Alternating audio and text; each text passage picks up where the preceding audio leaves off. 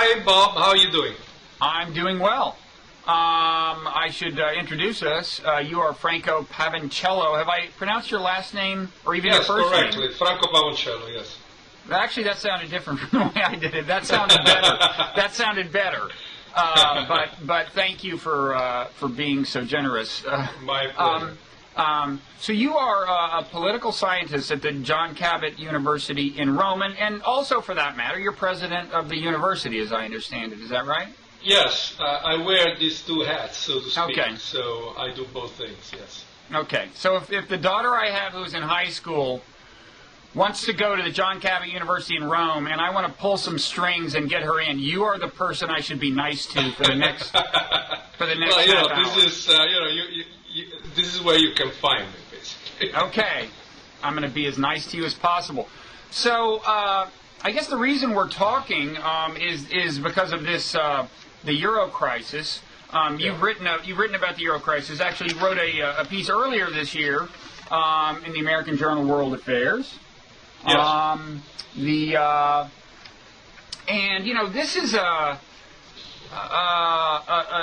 an ever-changing drama, it seems to me. I mean, earlier this week there was near euphoria because of a story about how the world central banks had coordinated to do something or other, and then the euphoria kind of subsided, and it seems to be a real roller coaster ride, and the stakes seem to be, both, can the Eurozone survive, and also kind of, can the world survive? I mean, not to over-dramatize it, but a lot of people think that you can imagine events in Europe that would drag the whole world into a serious economic tailspin. Yes. So I guess you are at an interesting place there. What does it feel like? I imagine this is just kind of dominates the news there. Am I right? Oh yes, absolutely. I mean, you can imagine. I mean, Italy has been under a very serious financial attack in the past several weeks. And we've had a change of government, a rather repentant change of government, a swift one, a new technocratic government coming in. So you can imagine how important in the media this whole thing is. And obviously, there has been some... Yes, please. Can I just get you to explain that part? Because that was a source of puzzlement to me a little bit. So Berlusconi, who was, I guess... just maybe the longest-serving post-World War II prime minister or something, stepped down, as you just alluded to, and the way it happened was, it seemed to be in exchange for Parliament passing austerity measures, which, the Germans and French were kind of demanding, I gather, in exchange for coming to Italy's aid. I mean, assuming I have that right, what I don't understand is why Berlusconi had to step down for that to happen. Well, basically, the situation was that at some point the Berlusconi government could not communicate anymore the kind of confidence that the markets were expecting and that the rest of Europe was expecting. And he just couldn't put together the measures that were necessary to reassure the markets. I mean, he just didn't have his coalition, him as prime minister and his coalition in general, did not really have the kind of political weight to just go into the society and to present measures that would be painful enough to solve the financial problems of Italy, but at the same time acceptable and to the society. The government just couldn't put it together, and at that point there was an increasing panic across the markets that Italy did not really have the leadership necessary to make these changes. But I think that what is even worse, there was a feeling that across the markets, what really sent the markets in a tailspin was the fact that Italy didn't seem capable really getting rid of a government which looked more and more incapable of making these changes and in taking substantial action. And he reached a point where something had to give, and as a matter of fact, when a legislation was passed without the minimal majority, it was passed simply because the rest of the of Parliament did not show up for the vote. But Berlusconi didn't really have the necessary majority, which meant that he couldn't really continue governing in the near future. Then he had to step down, and but in a way, a lot of damage had been done in terms of raising questions across the markets about the viability and the reliability of Italy. So, but I mean, this is what happened. But the will to pass these austerity measures that I guess Berlusconi couldn't get passed did exist in Parliament, apparently, because they did it as soon as he stepped down, right? I mean, that's what I don't quite get. I mean, you had this technocratic government coming in, and I guess, I thought, well, if Parliament is willing to do this, why haven't they just done it? I mean, did they actively dislike the guy? Did they not want him to get credit for it? What is it, Well, I mean, first of all, it did succeed in getting those measures passed. Yeah. But you see, the problem was that some of the basically it didn't really present it as measures. It presented as a letter of intent to present to Europe. And basically, it didn't really have the support of the opposition. And obviously, once he was removed, then both his own side and the opposition came very strong, rallying in favor of Mario Monti, who took his place, who is a technocrat, who is a professor of economics. He used to be a member of the Commission in the European Union. And obviously, when he presented himself and asked for confidence, surprisingly, he got a Bulgarian support. He got 90% of the vote. So basically here, both from the Berlusconi's camp, except the Northern League that moved to the opposition, but also from the opposition, from what used to be the opposition to Berlusconi, i.e. the center-left. So basically here there is a strong feeling that the country wasn't really willing to undergo the sacrifices, and the markets were not really trusting that those sacrifices would be imposed on the country in the medium term, as long as that government was in power. Okay. But once this new government came in, things changed very substantially. And it sounds like to some extent the opposition demanded his stepping down as the price to pay for their support of the austerity regime? Oh, that's for sure. Okay. But the problem is that if it had only been the opposition, he probably would not have stepped down. What happened instead was that he really lost it financially in terms of the markets. They started selling Italian bonds because they lost confidence in this. And he reached a point where the spread between Italian bonds and the German Bund became so wide that he simply couldn't take the pressure anymore. And the President of the Republic, Mr. Napolitano, hinted to him that if he really didn't show that he had a strong majority that he could rule with, he had to step down. And he reached a point where it just couldn't go on anymore, and he resigned. Okay, so I gather that there were two things about this that might have given more confidence to the European, the European community about Italy's financial standing. One is the austerity package itself, and the other is that the guy who replaced Berlusconi had been at the European Central Bank, right? So now you had somebody in charge who was really on the same page, presumably. kind of as France and Germany, in some sense? Is that well, the idea? This is a very interesting thing. Mario Monti was not at the European Central Bank. He was a member of the Commission. He was the Commissioner for Competition for 10 years. And as a matter of fact, he was supported both by the left and the right in Italy in that position. He was elected both by a center-left government and by Berlusconi himself.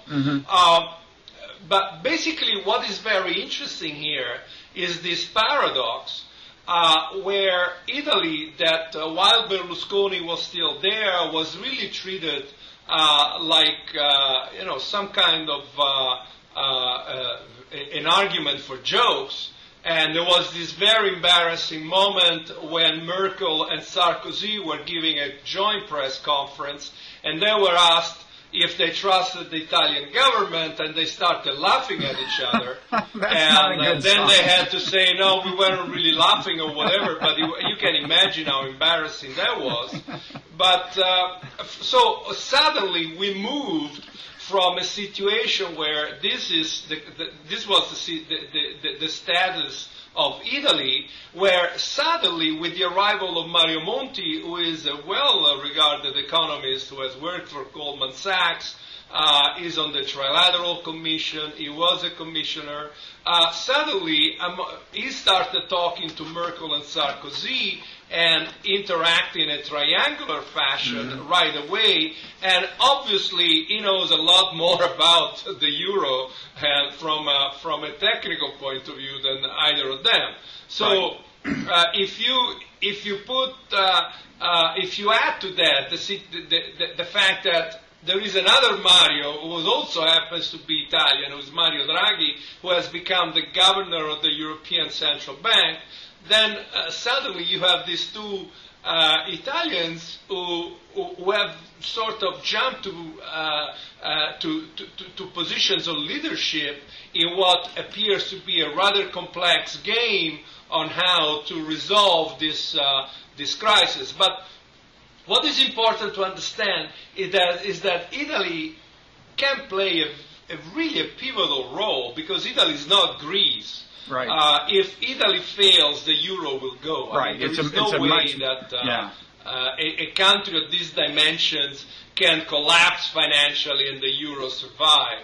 So basically, what remains to be seen is how this country is going to pull itself up and pull itself together, and whether it's going to come out and make the kind of changes and reforms that are going to produce, once again, confidence in the markets. And does that seem to be working so far? I mean, I assume the austerity package consists of things like higher taxes and lower benefits for people who are accustomed to receiving government benefits in one sense or another. Has the combination of the austerity package and the new prime minister who has closer links to kind of the European elite, has that combination seemed to take some pressure off of Italian bonds? Well, you see, things are being put together. The maneuver is being put together, this plan, and it will be presented on December 5th. Okay.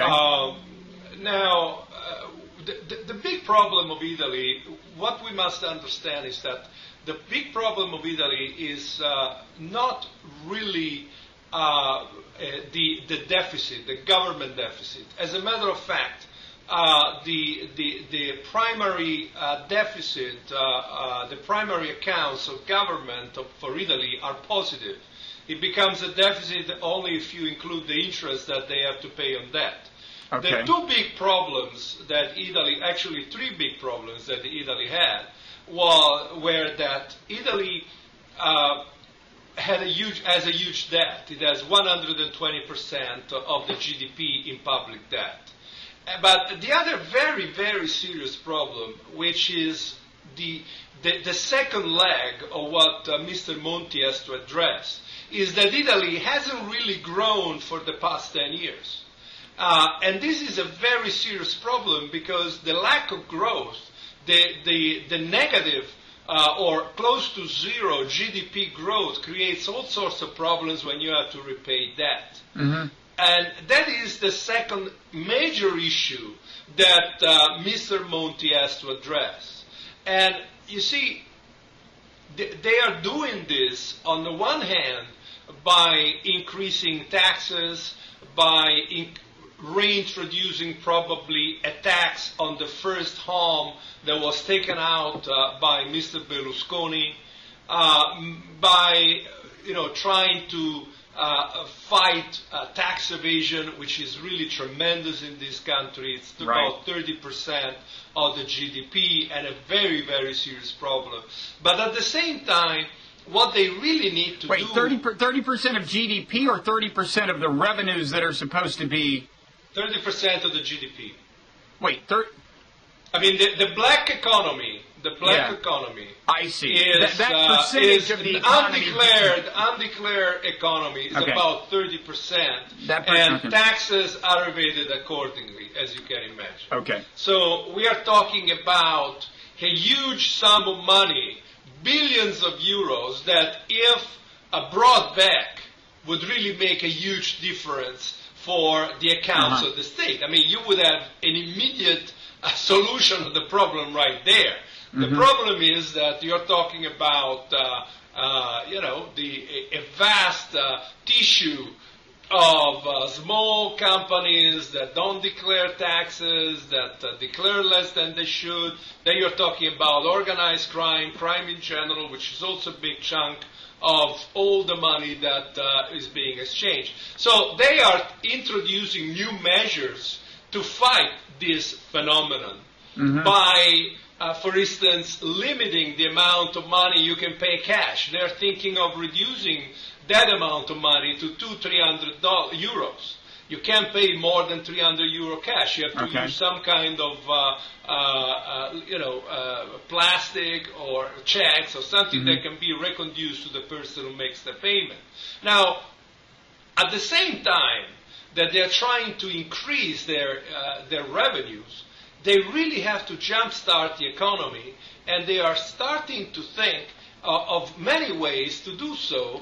By creating, by liberalizing the economy, by taking away all the various privileges and all the various obstacles to competition that exists in this country. Because this is a country which has a tremendous lack of free competitive markets, which are really damaging. Can I just say that this is a tension that exists in other countries, and certainly the United States, between, well, at least in the United States, it seems to be, these things seem to be in tension. On the one hand,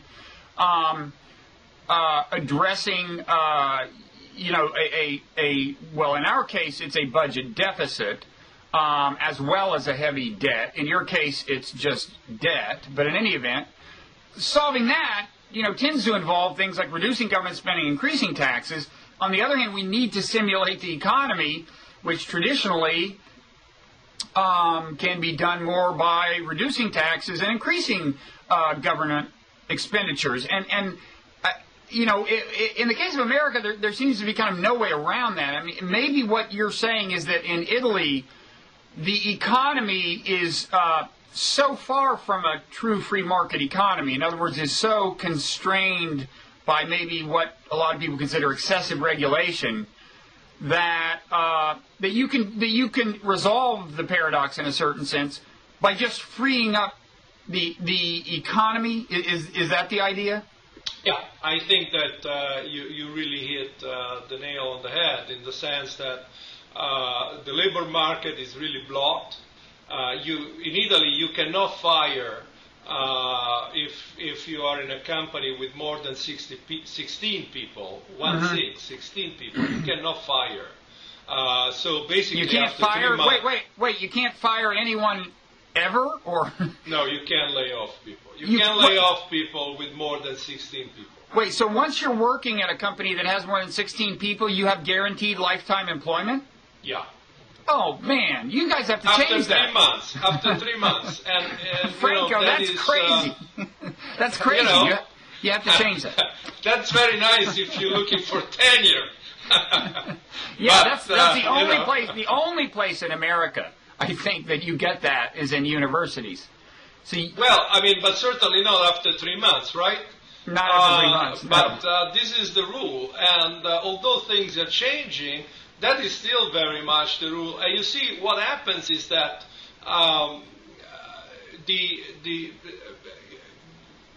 young people who are outside, they don't really get a chance to get into the job market because who wants to hire? You know, once you're stuck for life, people are very reluctant to hire in a stable way. So you have these two large groups, those who are in, who are highly protected, and then you have the young people who are working on all sorts of strange contracts which last 1 year, 2 years, then they're laid off, and then they have to look. And you know, you can't really plan that way. You can't really plan a life.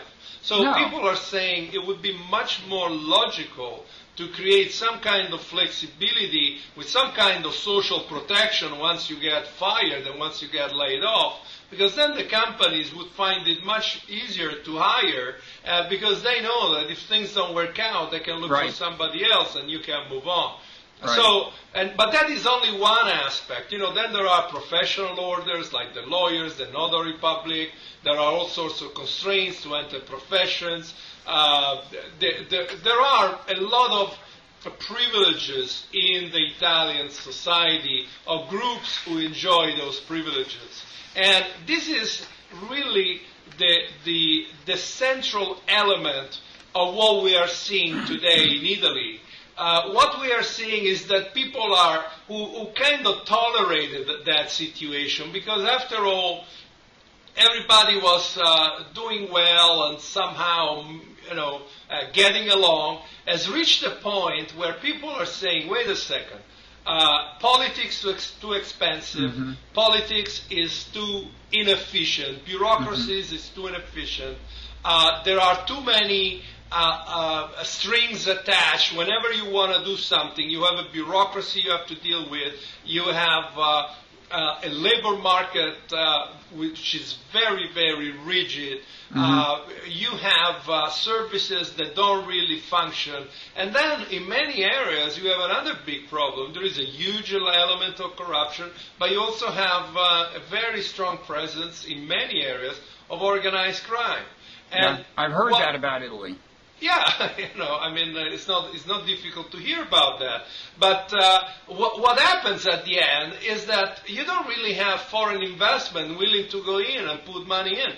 Also because civil justice is practically non-existence, in the sense that it takes 10, 15 years to have some kind of suit being resolved if you sue somebody from a civil point of view for some kind of damages. So there is really a feeling that this society has to be reinvented in a very serious way and restructured. Are the current reforms they're talking about in Parliament?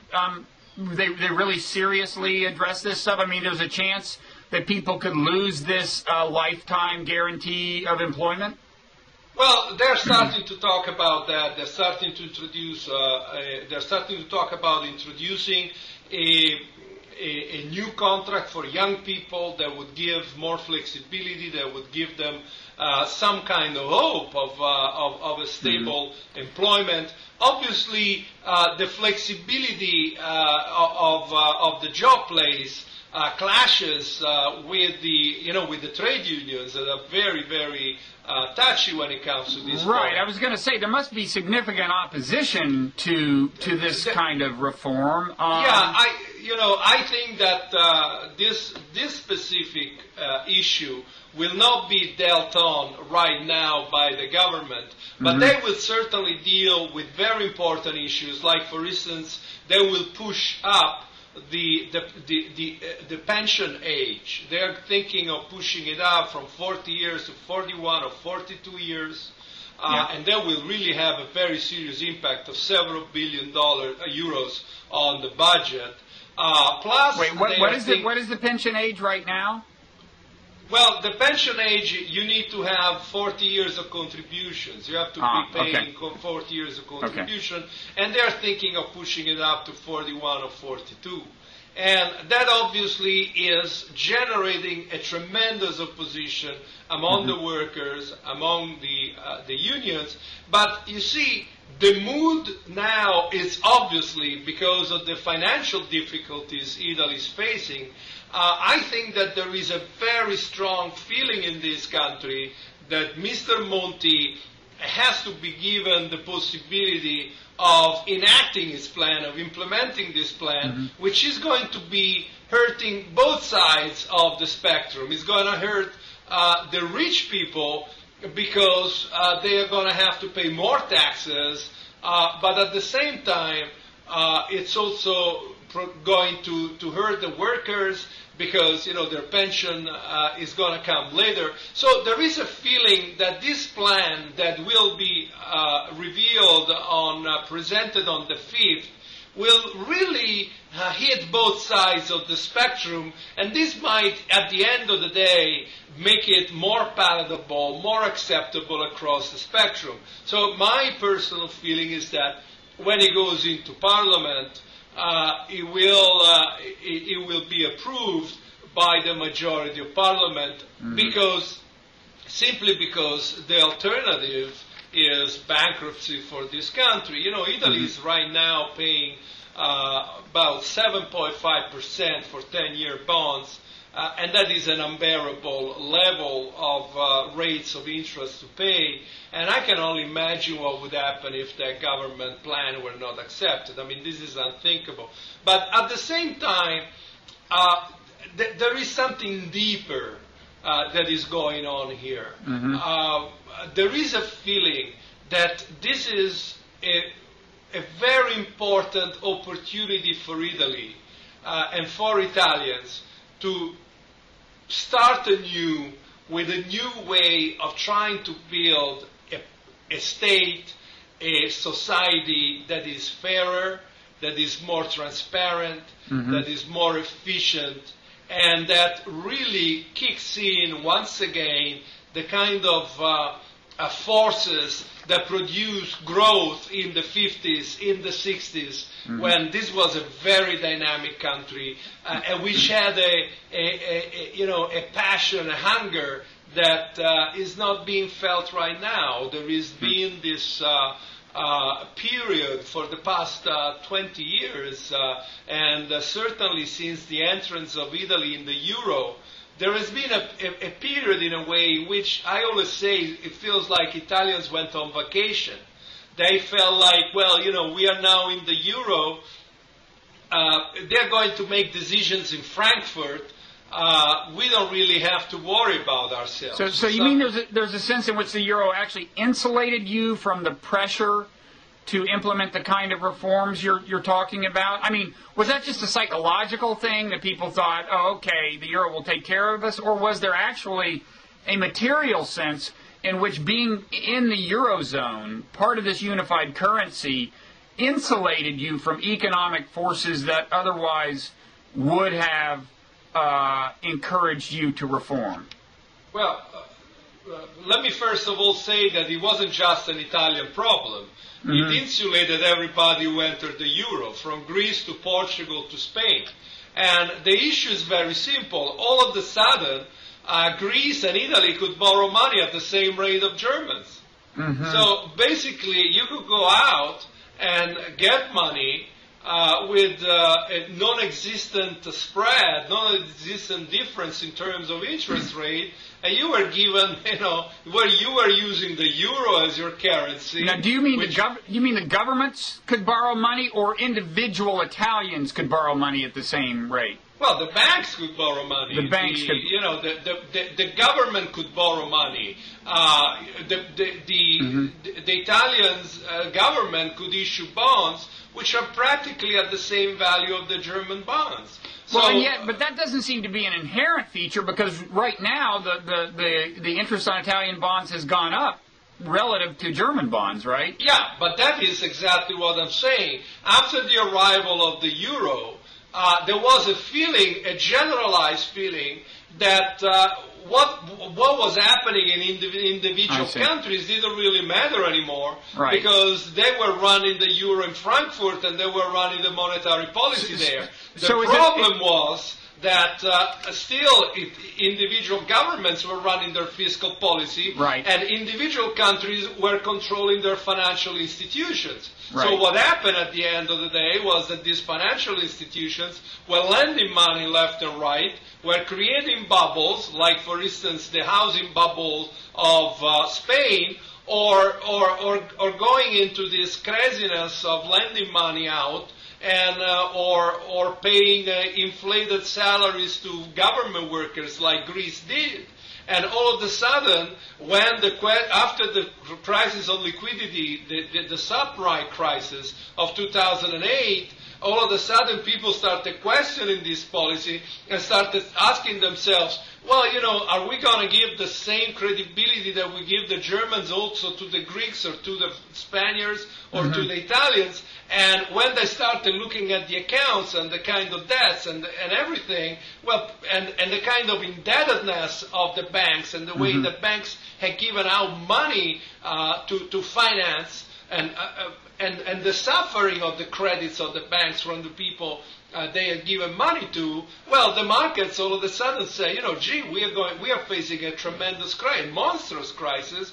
We are thinking the unthinkable, that sovereign countries like Greece or Italy or Spain might actually fail, like Argentina or Brazil or Russia. So the interest rates between different countries only started to really appear, differences in interest rates that the governments could get on their bonds only started to appear in a significant way once people started to seriously think that kind of the whole thing could come apart, at least in the sense that, hey, maybe Europe won't step in to help an individual company make good on its obligations, right?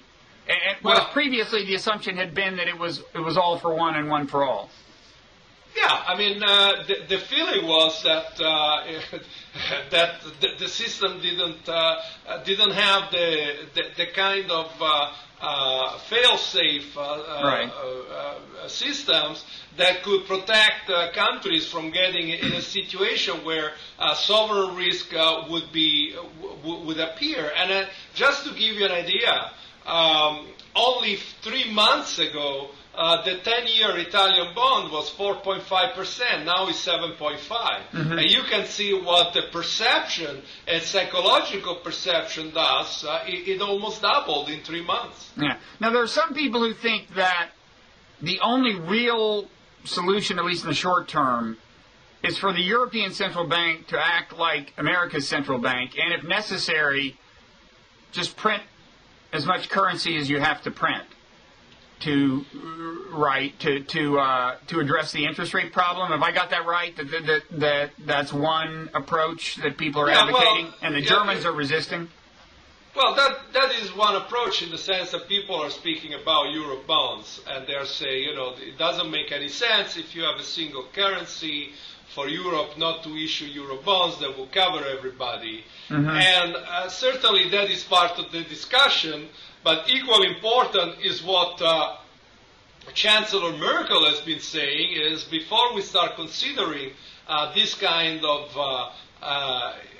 of money printing and Eurobond responsibility for everybody, we need a much tighter fiscal union and fiscal control. And there are some very serious debates in the sense that it's not really clear to the extent, to what extent people want to go in a situation where the European Court of Justice tells individual national parliament how much debt they can produce or not. Right. Now, when the currency union was started, in order to join, the nations were supposed to keep their debt to a certain level, and they were supposed to pledge to keep it at that level relative to GDP, I guess, or their deficits or something. There was some kind of fiscal mark that they needed to meet in order to join, and they were supposed to pledge to stay there. And then from the very beginning, they got a little lax, right? Like, if countries weren't actually quite there but were close, they kind of let some of them in, and if countries adhered to that, there would be a sense in which, their fiscal policy was subordinate to overarching European policy. But it's turned out to be the case, I gather, that countries just did not adhere to that pledge. Is that right? Yeah, well, there was the growth and stability law that basically assumed that countries should stick to the Maastricht criteria, which was right. Basically 1.5% inflation, 3% deficit, and 60% debt. But the fact of the matter is that countries started going a little bit out of that, and the problem, and surprisingly, Mr. Monti told that at the conference he had with Merkel and Sarkozy.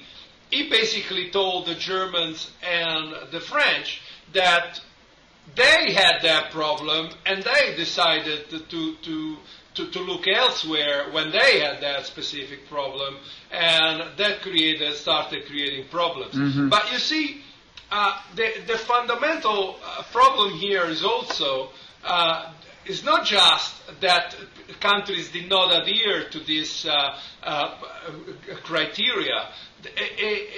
Another very serious problem was that countries weren't looking at what the other banking systems in each other countries were doing and what fiscally the governments were doing. So you had a situation in which you really accumulated debt, and also banks were lending left and right and generated a tremendous amount of lending which led to bubble, and when this thing collapsed, banks basically found themselves without money.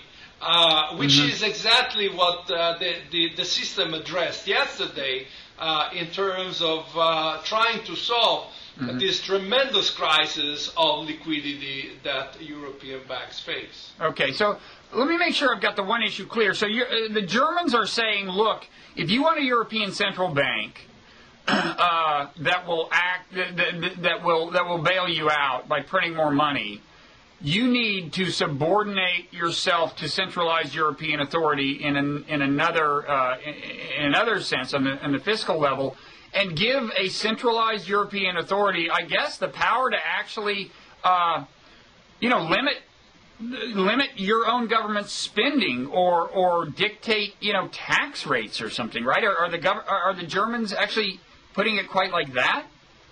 Yeah, well.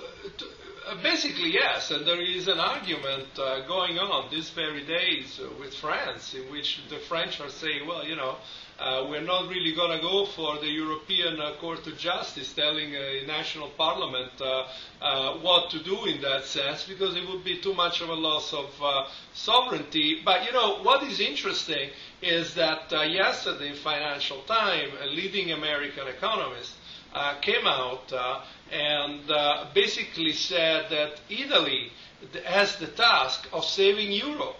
How? Well, by ensuring that the government of Italy enacts those reforms that are going to reassure the markets, and by reassuring the markets, bring down the tax, the interest rate that they have to pay, and so in a way succeed in stabilizing somehow the situation without reaching the extreme where individual countries will lose their sovereignty to some kind of European non-elected authority that tells elected parliament what to do. And I think that this is a fundamental problem of what we are facing today, because obviously if the bottom line is going to be for parliaments and people to lose their sovereignty in order to make the euro survive,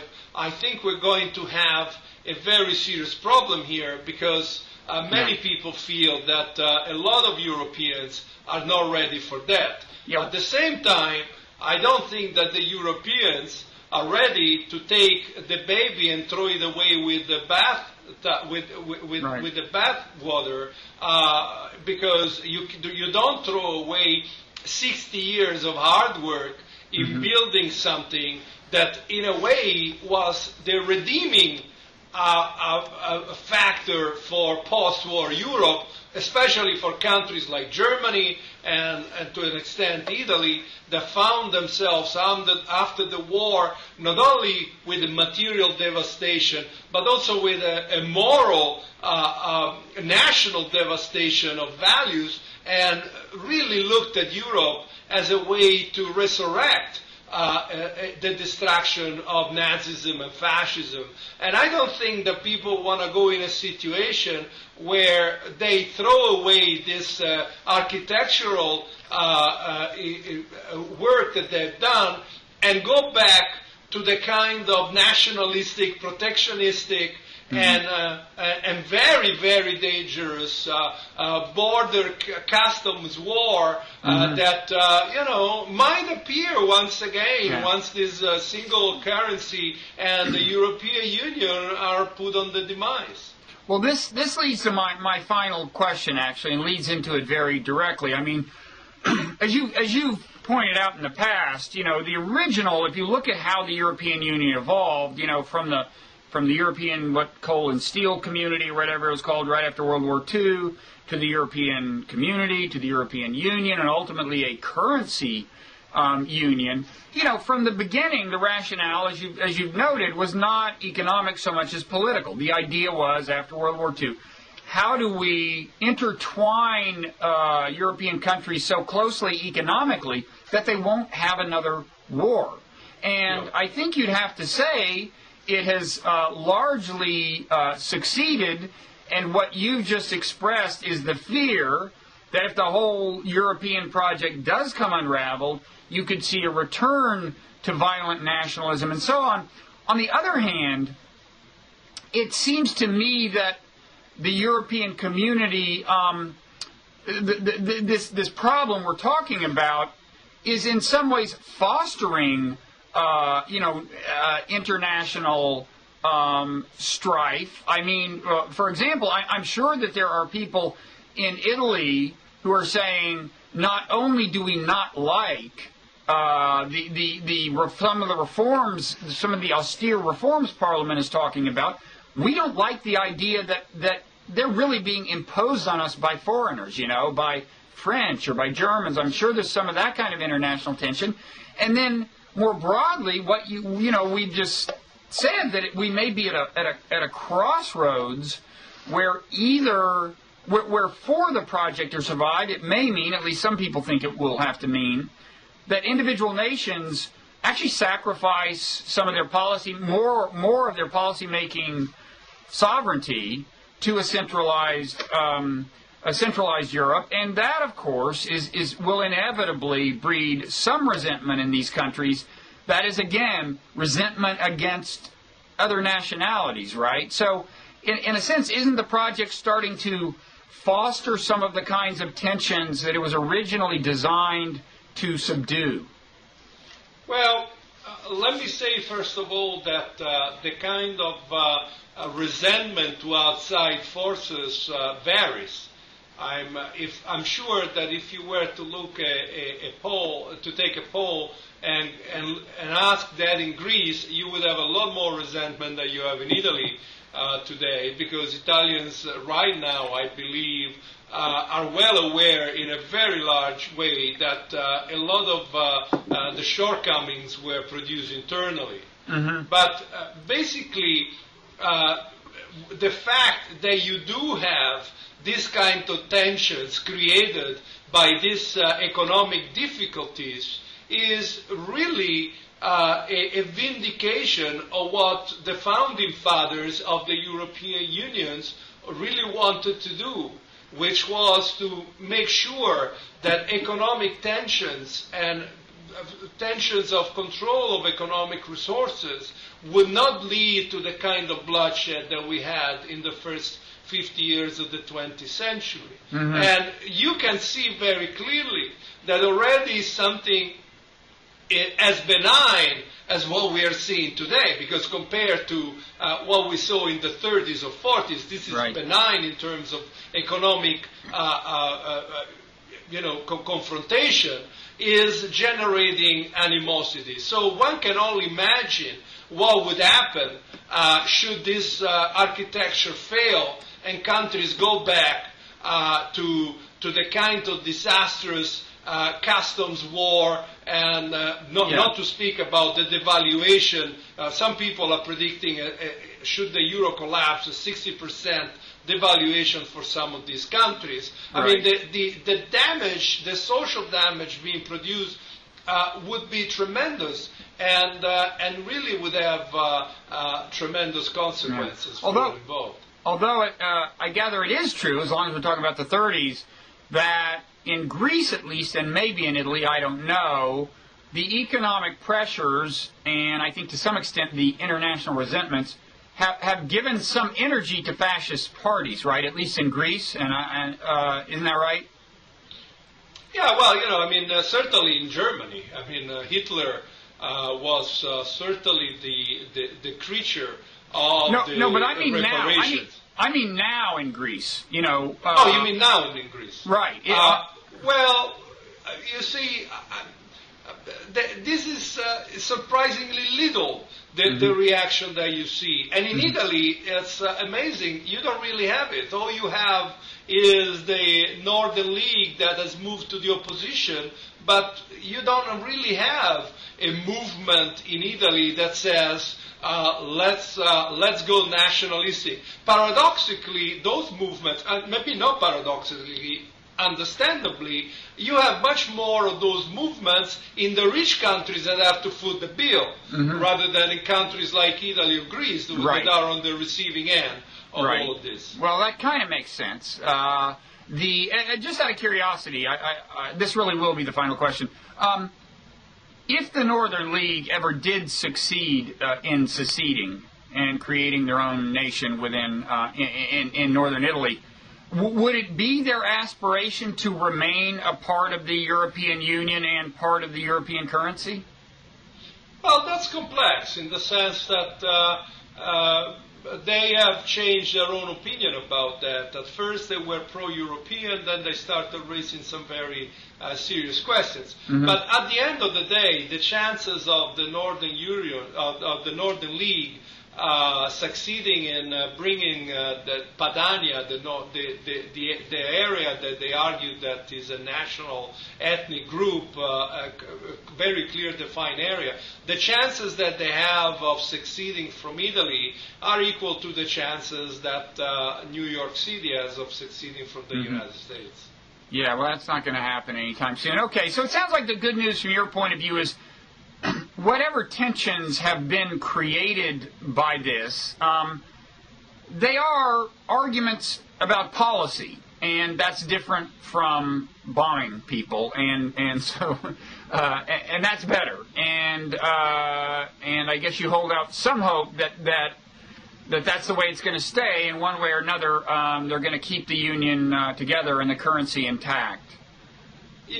I believe that the euro is here to stay. I think that once you create something like this, it's very difficult to imagine a situation where this is going to unravel. People always talk about the difficulties of the euro, but they never really talk about the enormous success of this currency in Europe, and how much there are all these new generations that and never seen liras or drachma or whatever. The euro is their currency. I mean, for older people it might look somewhat a change, but for these people it's unthinkable to go back to other types of currency. I believe that it will be a muddling through process. It will be a step after step without much clarity, but I just don't see how Europe is going to allow the euro to be demised, to go into a demise, and to have the European Union somehow hurt to the point of disappearing. It just doesn't look like a viable alternative, a realistic alternative for the crisis we are facing. Okay. Well, I hope you're right, because the alternatives do all seem less attractive to me. I think you're right. People don't, they talk about the downside of the euro, which has suddenly materialized, but, over the last couple decades, I think there have been a lot of economic efficiencies within Europe that people have taken for granted that were probably created by the euro. So we'll see. But thanks so much, Franco. It's My been pleasure. really valuable to have your perspective, and I hope you'll come back and talk to us again. Always a pleasure. Thank you very much, Paul. Okay. Take care. All the best. Bye-bye. Bye-bye.